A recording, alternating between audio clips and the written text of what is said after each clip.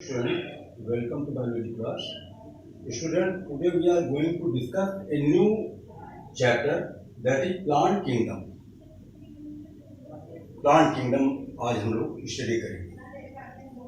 तो इसके पहले आप लोगों ने व्हिटकर का क्लासिफिकेशन पढ़ा है।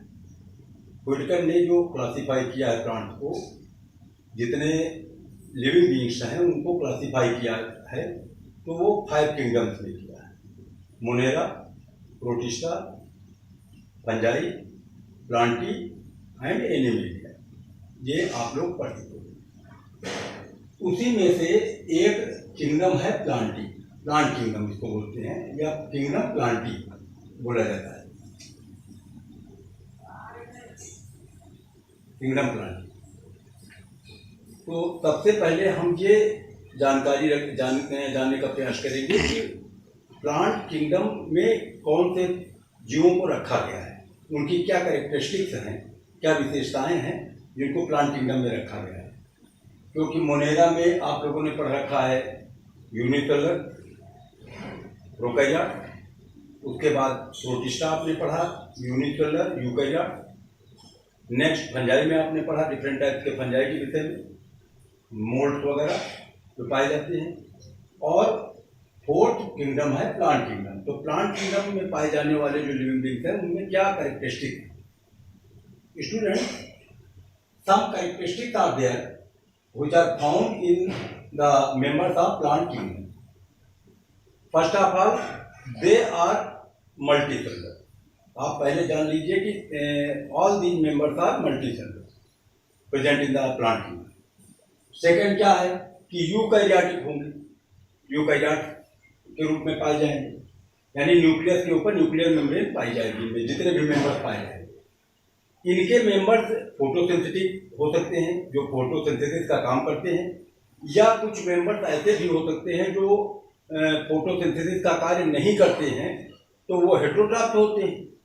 तो एक हिसाब से देखा जाए तो दे प्रेजेंट एब्जॉर्प्टिव न्यूट्रिशन, एब्जॉर्प्शन की क्षमता पाई जाती है उससे, वाटर और मिनरल्स को जैसे रूट से एब्जॉर्ब करते हैं, एब्जॉर्प्टिव न्यूट्रिशन। और क्या हो सकता है इनमें, सेल वॉल पाई जाएगी। Cell wall is present at the outer surface of the cell. तो this is the main characteristics of plant, cell wall. Central vacuole, आप लोगों ने पढ़ा है कि इनकी सेल्स में एक सेंट्रल वैक्यूल पाया जाता है। फूड रिजर्व के विषय में हम पढ़ेंगे तो स्टार्च हो सकता है, या कोई अन्य टाइप का कार्बोहाइड्रेट पाया जाता है इनमें, इन प्लांट में। प्लास्टिड्स पाए जाते हैं, जितने भी मेंबर्स होते हैं इनके उनमें प्लास्टिड्स होती है।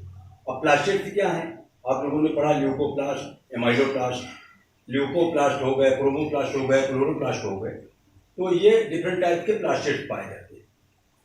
अब इसमें कुछ मेंबर्स होते हैं जैसे एल्गी वगैरह हैं, या ब्रायोफाइट्स हैं, टेरोफाइट्स हैं, जिम्नोस्पर्म्स हैं, एंजियोस्पर्म्स हैं, ये सब ग्रुप हैं प्लांट का। तो इनको प्लांट को इसमें उठा करके रखा गया है। पिगमेंट्स पाए जाते हैं, प्लास्टिड्स अगर पाए जाते हैं तो पिगमेंट्स भी होते हैं उसमें, जैसे क्लोरोफिल है, क्लोरोफिल ए है, बी है, सी है, डी है, ई है, डिफरेंट ऐसा क्लोरोफिल। अब अलग अलग ग्रुप के प्लांट में अलग अलग टाइप के क्लोरोफिल पाए जाते हैं। और क्या हो सकते हैं, थाइलाकोइड्स पाए जाते हैं। थाइलाकोइड्स लैमेली को बोलते हैं, लंबे लंबे होते हैं थाइलाकोइड। इस टाइप से ये जितने भी मेंबर्स होते हैं उनमें थाइलाकोइड्स पाए जाते हैं, लैमेली। इन्हीं में पिगमेंट पाए जाते हैं, फोटोसिंथेटिक पिगमेंट पाए जाते हैं। और क्या हो सकता है कि इनकी ग्रोथ जितनी भी होती है वो इंडिफिनिट होती है, यानी अपने जीवन में लगातार कंटिन्यू ग्रो करते जाती है। जब तक उनकी मौत नहीं हो जाती है, मृत्यु नहीं हो जाती है, जब तक डेथ नहीं होगी तब तक वो बढ़ते रहते हैं, ग्रोथ इंडिफिनिट होती है।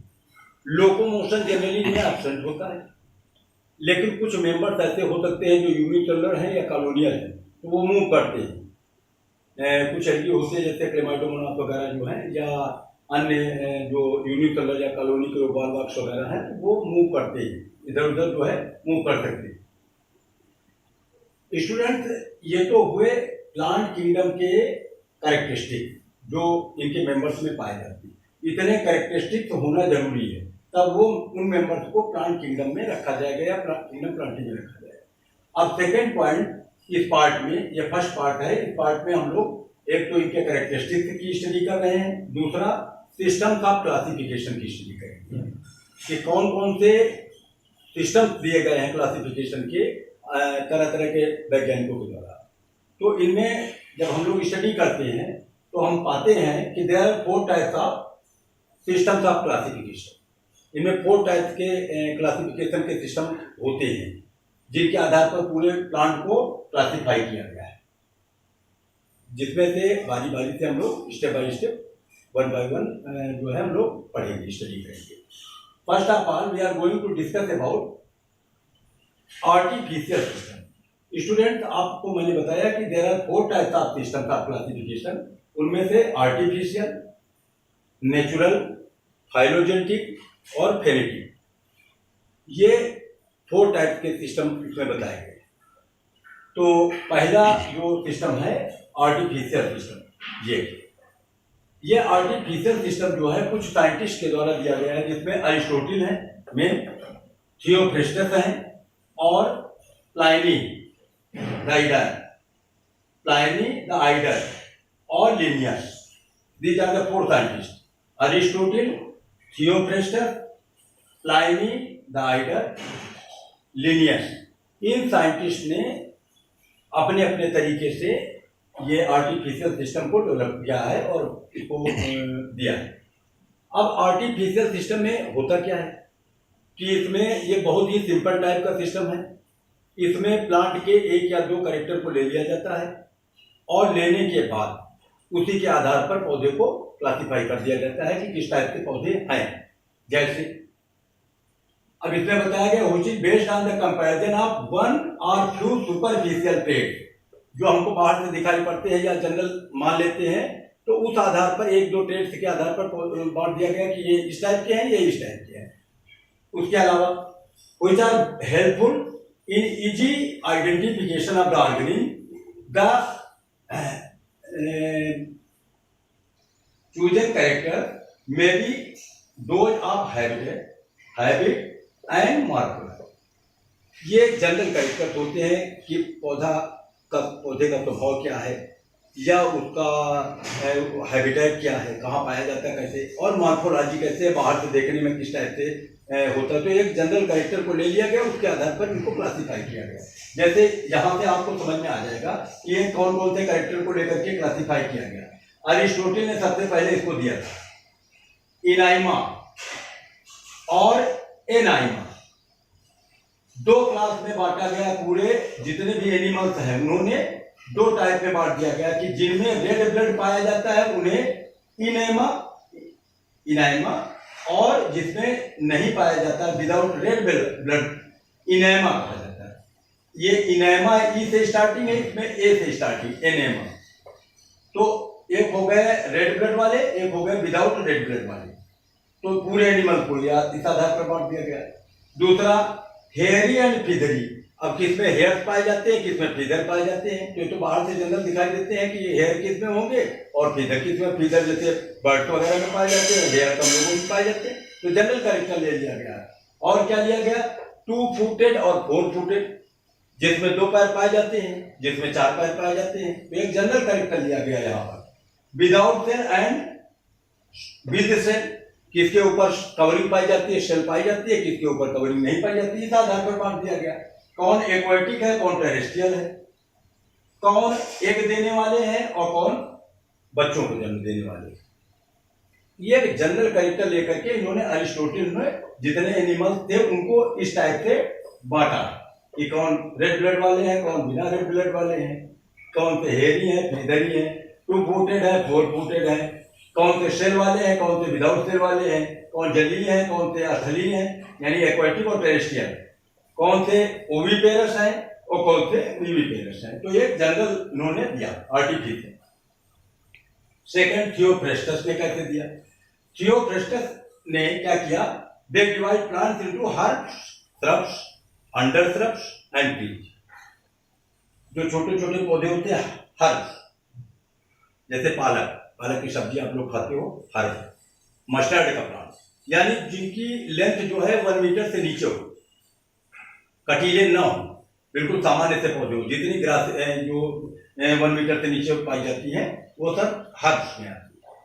श्रब्स क्या है? झाड़ियों को कहा जाता है। झाड़ी आप जानते हो, बेर है और या अनार का प्लांट है, पोमीग्रेनेट, और इसके अलावा ये गुलाब है।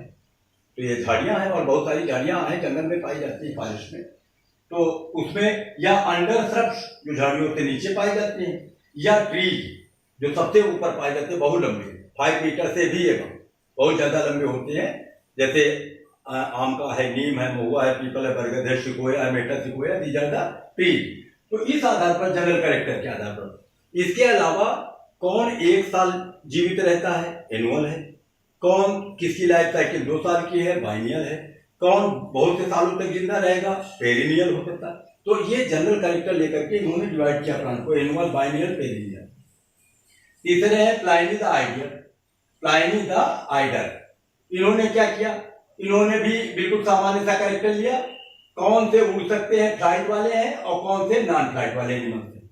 उड़ने वाले कौन से हो सकते हैं और नॉन फ्लाइट वाले कौन से हैं। अब उड़ने वाले में उन्होंने क्या लिया? बर्ड एंड इंसेक्ट, यानी इंसेक्ट भी उड़ सकते हैं, बर्ड से उड़ सकती हैं और बर्ड उड़ सकते हैं, तो इनको ले लिया। और जो न उड़ने वाले हैं इनको छोड़ दीजिए, तो बाकी न उड़ने वाले में ले लिया। अब इन्होंने क्या किया? प्लाइनी द आइडल ने classified plant into herbs, shrubs, under shrubs, trees, vines. यहां पर थियोक्रेस्टस ने केवल 4 ग्रुप्स में रखा था, हर्ब, श्रब्स, ट्रीज और अंडर श्रब्स। इन्होंने क्या किया? एक वाइन, पतले वाले पौधे जो लिपट करके ऊपर चढ़ते, उनको भी ले लिया। सैकुलेंट जैसे मांसल पौधे, जैसे नागपरी वगैरह है, मांसल पौधे होते हैं, बूंदेदार जैसे मांसल रहते। एक्वाटिक, जलीय हो सकते हैं, टेरेस्ट्रियल हो सकते हैं। इतने पार्ट में इन्होंने बांट करके पूरे प्लांट को क्लासिफाई किया। अब 4th नंबर पर आते हैं लिनियस। तो लिनियस ने क्या किया? लिनियस ने प्लांट के कुछ सेक्स ऑर्गन्स को लिया। प्लांट में सेक्स ऑर्गन्स कौन से होते हैं? एंडोस्टियम और गाइनोस्टियम, मेल और फीमेल सेक्स ऑर्गन जानते हो।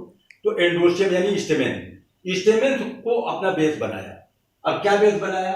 नंबर, उनका नंबर कितना है स्टेमेन का किसी प्लांट में, किसी फ्लावर में, यूनियन कैसे है, वो जुड़े कैसे हैं, और लेंथ ऑफ द स्टेमेन कितनी उनकी लंबाई है, कैसे है। इस आधार पर उन्होंने जो है क्रिप्टोगेमिया, मोनेंडिया, डायेंडिया, ट्राइएंडिया, पॉलीएंडिया एंड मोनोशिया, इन ग्रुपों में बांटा। अब कैसे बांटा? नंबर के आधार पर। जैसे देखो, अगर किसी में 1 पाया जाता है स्टेमेन, तो उसको बोला जाएगा मोनेंडिया। किसी में 2 अगर पाए जाते हैं तो डायेंडिया कहा जाएगा। किसी में 3 स्टेमेन पाए जाएंगे तो ट्राइएंडिया। किसी में बहुत सारे एंडोशियम है या स्टेमेन है तो पॉलीएंडिया। मोनोशियस कहा जाता है कि एक ही प्लांट में मेल फीमेल दोनों पाए जाए, हर्माफ्रोडाइट फ्लावर, उसको मोनोशियस कहा जाता है। क्रिप्टोगेमिया क्यों कहा गया? ये सीडलेस होते हैं, फ्लावर भी नहीं पाए जाते हैं। क्रिप्टोगेमस जितने भी प्लांट होते हैं, क्रिप्टोगेमिया यानी फ्लावर लेस या सीडलेस को कहा गया क्रिप्टोगेमिया। तो इन्होंने क्या किया? एक जनरल कैरेक्टर ले लिया एंडोशियम का, और क्या लिया कि 2 अगर स्टेमेन बड़े हैं और 2 छोटे हैं, तो इसको यानी if there are 4 stamens are present in the flower, 2 are large and 2 are small, तो इसको कहा गया डाइएडल्फस कंडीशन, यानी 2 बड़े 2 छोटे। किसी प्लांट में जो है, किसी के फ्लावर में 4 स्टेमेन जो होते हैं लंबाई के में बड़े होते हैं और 2 छोटे होते हैं, तो उनको कहा गया टेट्राडाइमस। अब 4 अगर बड़े हैं तो टेट्राडाइमस कंडीशन हो गई, यानी 4 बड़े 2 छोटे। तो इस आधार पर इन्होंने लीनियस ले लिया। तो कुल मिलाकर के आप समझ लीजिए कि आर्टिफिशियल जो सिस्टम है बिल्कुल सामान्य सा सिस्टम है और सामान्य कैरेक्टर। तो फायदा क्या है इस सिस्टम से कि इजी टू लर्न, पढ़ने में आसानी है, क्लासिफाई करने में आसानी है। लेकिन दिक्कत क्या है कि कुछ समान जो कैरेक्टर वाले जीव हैं उनको अलग कर दिया गया, अलग ग्रुप में चले गए, और कुछ अलग अलग ग्रुप वाले जीव थे उनको एक ग्रुप में ला करके रख दिया गया। तो ये दिक्कत आई इसमें। क्लासिफिकेशन में कुछ एडवांटेज है तो कुछ डिसएडवांटेज है, यानी ये इजी है, क्लासिफिकेशन करने में इजी है, आसानी से किया जा सकता है। लेकिन दिक्कत क्या है कि कुछ समान कैरेक्टर वाले जीवों को अलग अलग ग्रुप में पहुंचा दिया गया और कुछ अलग अलग ग्रुप वाले जीवों को एक ही उसमें ला करके डाल दिया गया। ये मेन डिसएडवांटेज था। जैसे एक एग्जाम्पल समझ लीजिए, बैट, बर्ड और इंसेक्ट, यहाँ पर ये तीनों उड़ रहे हैं, इन्होंने एक साथ रखा, फ्लाइट एनिमल्स में। बर्ड क्या है? मैमल है। बर्ड ये भी जानते हो। और इंसेक्ट क्या है? ये आर्थ्रोपोडा के मेंबर, यानी ये सब अलग अलग ग्रुप के हैं, लेकिन इनको उठा करके इन्होंने एक साथ रख दिया, ये नुकसान हुआ। कभी कभी एक्वाटिक और टेरेस्ट्रियल में बांट दिया। एक्वाटिक में जो रहने वाले जो होते हैं, जो व्हेल रहती है, ये मैमल है। फिशेज रहती है, ये फिश है। तो ये एक ग्रुप के थोड़े हैं, तो अलग अलग ग्रुप के हैं। रेप्टाइल्स भी रहते हैं वहां पर एक्वाटिक में, फ्रॉग वगैरह भी रहते हैं। तो इस आधार पर इन्होंने जो है दिक्कत पैदा की। तो ये क्लासिफिकेशन जो है डिस्टर्ब करता है थोड़ा, डिसएडवांटेज इसका यही है। उसके बाद आता है दूसरा natural system of classification. Natural system of classification को मेन जो दिया गया था वो बेंथम और हुकर द्वारा दिया गया। इन्होंने क्या किया? Bentham and Hooker give this system of classification for flowering plant. जितने भी फ्लावरिंग प्लांट है उनको क्लासिफाई करने के लिए दिया था। और which this system is accepted in all over the world nowadays। ये सबसे ज्यादा माना जाने वाला या एक्सेप्ट करने वाला जो क्लासिफिकेशन है बेंथम और हुकर इस समय जो प्रेजेंट टाइम पर अपने यहाँ कलकत्ता हर्बेरियम वगैरह में इसी को फॉलो किया जाता है। This system is based on natural affinity among organism. जो जीव होते हैं उनमें नेचुरल एफिनिटीज क्या है, क्या क्या प्राकृतिक समानताएं पाई जाती हैं, वो उनको आधार बनाया गया। टेकन कैरेक्टर में भी एक्सटर्नल और internal, like anatomy, ultra structure, embryology and phytochemistry. ये कैरेक्टर हो सकते हैं। एक्सटर्नल कैरेक्टर भी लिया जा सकता है या इंटरनल कैरेक्टर भी लिया जा सकता है। उसके आधार पर जो है ये नेचुरल क्लासिफिकेशन सिस्टम बांटा गया। इसका मेन एडवांटेज ये है कि ओनली रिलेटेड ऑर्गेनिज्म्स अकर इन ए ग्रुप। इन्होंने क्या किया, जो आर्टिफिशियल में दिक्कतें थी तो इसमें थोड़ा दिक्कत दूर हुई कि जो भी रिलेटेड होंगे वो एक ग्रुप में रखे जाएंगे। एक ग्रुप में रहने वाले जितने जीव होंगे वो समझ लीजिए कहीं ना कहीं से रिलेट कर रहे हैं आपस में। तो ये एक इनका जो है एडवांटेज है। तीसरा आता है फाइलोजेनेटिक सिस्टम ऑफ क्लासिफिकेशन। ये कौन सा सिस्टम है? इसमें इवोल्यूशनरी रिलेशनशिप को देखा जाता है। एंसेस्टर्स देखे जाते हैं कि हमारे पूर्वज कौन से थे, इनके पूर्वज कौन से थे। जैसे हम लोग कहते हैं मैमल्स के पूर्वज फिश थे, रेप्टाइल्स के पूर्वज फिश थे, बर्ड्स के एंसेस्टर फिश थे, और जो एम्फीबियंस है उनके भी एंसेस्टर जो थे पूर्वज थे वो फिश थे। तो कैसे कह देते हैं? इसका क्या मतलब लॉजिक है कि इसका क्या प्रमाण है, एविडेंस क्या है? दरअसल इनकी एम्ब्रियोलॉजी की स्टडी जब की जाती है तो वहां पर एक फिश जैसा, स्टार्टिंग में जब एम्ब्रियो बनता है तो फिश जैसा होता है, यानी गिल्स पाए जाते हैं, गिल्स और टेल पाई जाती है, तो एक बिल्कुल मछली जैसा होता है। वो चाहे मैमल हो, चाहे बर्ड हो, चाहे रेप्टाइल हो, चाहे एम्फीबिया हो, चाहे फिश हो। तो सबके इससे पता चलता है कि हमारे पूर्वज जो हैं ये या तो मछली थे या मछली जैसे किसी पूर्वज से हमारा लोगों का विकास हुआ है, इवोल्यूशन हुआ है। तो ये क्लासिफिकेशन डिपेंड करता है कि इवोल्यूशनरी रिलेशनशिप क्या है जीवों में आपस में। It is based on the evolutionary relationship among organisms according to this organism belonging to same taxa have a common ancestor। इन्होंने क्या बताया, इसके कुछ साइंटिस्ट हैं जैसे तख्ता जॉर्ज हचिनसन। तो हचिनसन और तख्ता जान ये इनको देने वाले साइंटिस्ट हैं। तो उन्होंने क्या बताया कि अगर सेम ग्रुप में कुछ ऑर्गेनिज्म रखे गए तो ये मान के चलिए कि उनके एंसेस्टर भी एक जैसे होंगे, यानी उनका जो इवोल्यूशनरी रिलेशनशिप है एक जैसा है, इसीलिए उनको एक ग्रुप में रखा गया है। तो ये मेन इनका वो था। They use information from the various source of solve problem. इन्होंने विभिन्न ये बताया कि विभिन्न तरीके से जो है कुछ वो इंफॉर्मेशन कलेक्ट की जाती है वेरियस सोर्स से to solve the problems of classification. Such information से become more important in the absence of supporting fossil evidence. यानी कहीं इधर से कहीं उधर से ला करके अपना जो है सपोर्ट किया जाता है, तो एविडेंस ये निकाले जाते हैं कि इनके एंसेस्टर कौन थे। अब ये फायदा ये तब होता है जब कोई फॉसिल नहीं है। अगर फॉसिल मिल रहा है, जैसे डायनासोर वगैरह के फॉसिल मिले या कोई और फॉसिल मिल रहे हैं, तो उनसे पता चलता है कि जैसे मैन के बहुत सारे फॉसिल मिले, तो हम लोग कहते थे जावा मैन था, ऑस्ट्रेलोपिथेकस मैन था, निएंडरथल मैन था, पेकिंग मैन था, तो कैसे कह रहे हैं? कोई आधार है ना, कोई एविडेंस मिला है साइंटिस्ट को? क्या आधार मिला है? फासिल मिले, फासिल के आधार पर पता लग रहा है कि हमारे जो एंसेस्टर्स थे इस टाइप से हुआ करते थे। तो कुल मिलाकर के जो फाइलोजेनेटिक सिस्टम है, this is based on the evolutionary relationship.